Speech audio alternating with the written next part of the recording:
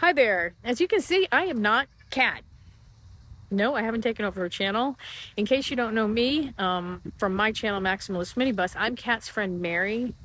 And Kat asked me to make a video for you guys to update you on what's been going on with her. The first thing she wanted me to tell you is that she is so grateful and so happy to be in your thoughts and prayers. She can feel those prayers, and they are part of what helps her to keep going with such a positive outlook every day. So keep those coming. She also wanted to make sure I let you know how much she misses all of you. She will definitely be back to making videos, but the journey she's on is it's just too personal right now and too emotional. She just can't really share it at the moment, but she will share it. She's gathering up video footage and photos so that she can tell you the whole story later. But right now, yeah, it's just a little too much, and her energy is low. So she needs to conserve that for the road ahead. So what is the road ahead? If you saw the update that Kat wrote on the community page a few weeks ago, you know that she's dealing with cancer.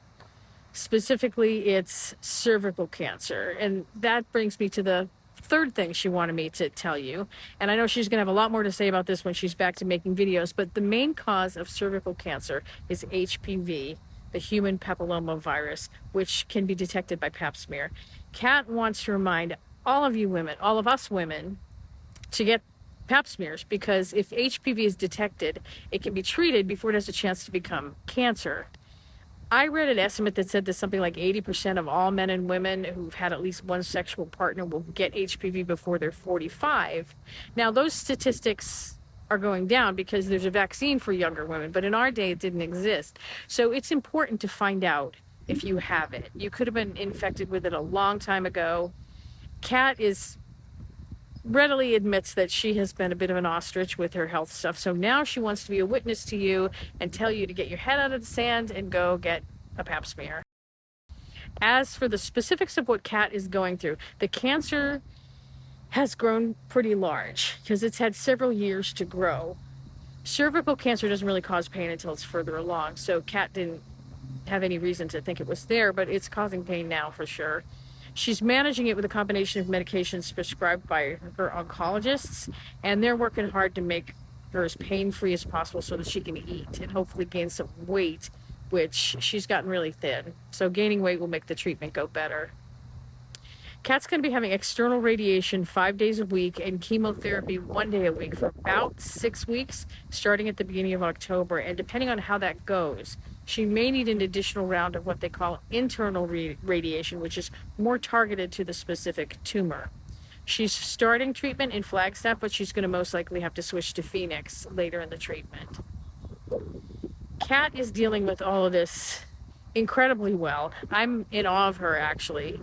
She told me a few weeks ago that she wasn't brave, but I'm here to tell you that she is. She is very brave, which doesn't mean she's not afraid. Because if you're fearless, you don't really need to be brave, right? So I think any of us would be scared in the circumstances, but she's facing all of that, all the fear with such grace. And she has not lost her ability to pray or to laugh, and both of those things have been incredibly healing.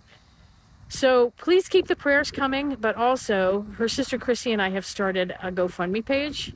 The money beyond the small GoFundMe fees, everything that gets donated goes directly to Kat to cover expenses that are coming up. Kat and RJ are most likely going to have to spend time in a motel during the treatment, and the fuel costs going back and forth have already been adding up.